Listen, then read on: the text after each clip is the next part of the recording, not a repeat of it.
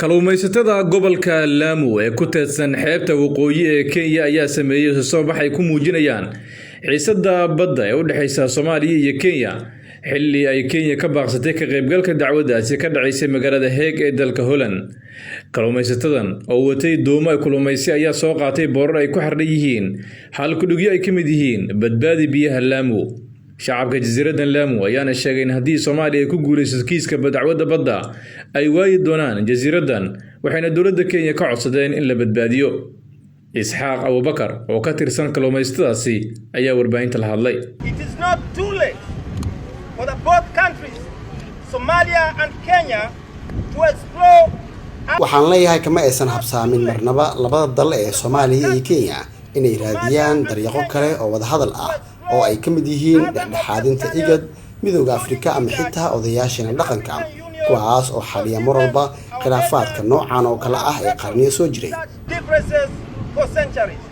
The people of Lamu and our brothers in Somalia have coexisted for centuries. dadka ku nool Lamu iyo walaalaheena Soomaaliyeed waxay soo wada noolaayeen qarniyo badan.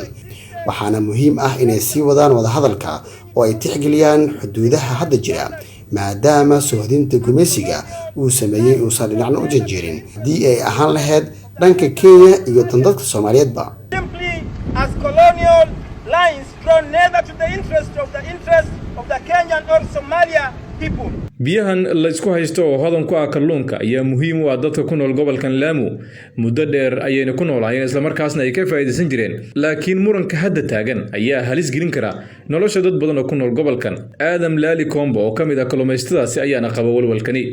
I can say if we are losing fishing we can say we are losing 50% of our livelihood. waxaan dhihi karaa haddii aan lumino fursadda kalluumaysiga ah waxaan lumin doonaa 50% nolosheena sababtoo ah caadiyan bulshada Lamu ma aha kuwa wax bartay sidoo kale gobolka Lamu ma laha wax warshado ah oo la maalgashado marka haddii ay kalluumaysigana aan weyno waxaan gabi ahaanba luminaynaa nolosheena qayb ka mid ah. We are totally losing our life. si kastaba walwalkan soo food saaray kalluumaysatada Lamu ayaa ku soo beegmaya xilli 15 bishan magaalada Hague ee dalka Holland uu ka furmay kiiska dacwadda badda u dhaxeeya Soomaaliya iyo Kenya.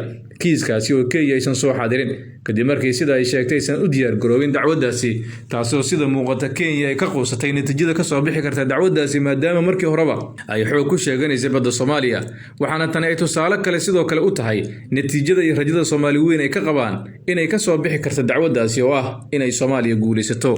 Cabdifataax Macalin Nur, Somali Cable, Muqdisho. Premier Wallet waa application cusub oo uu ku keenay Premier Bank. faa'iidooyinka Premier Wallet waxaa ka mid ah waad iska diiwaangelin kartaa adigoo jooga goobtaada. dadkaan account-ka ku lahayn bangiga Premier waa ay iska diiwaangelin karaan Premier Wallet.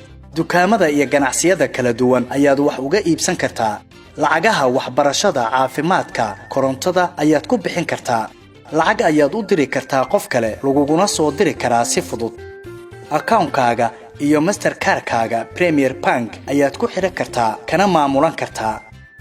lacag ayaad ka dalban kartaa asxaabtaada ama waad ogolaan kartaa lacag laga soo dalbaday. dhaqdhaqaaqa lacagahaagana waad kala socon kartaa. ganacsiyadu waxa ay leeyihiin ab u gaar ah oo ay kala socon karaan xogta lacag bixinta macaamiishooda.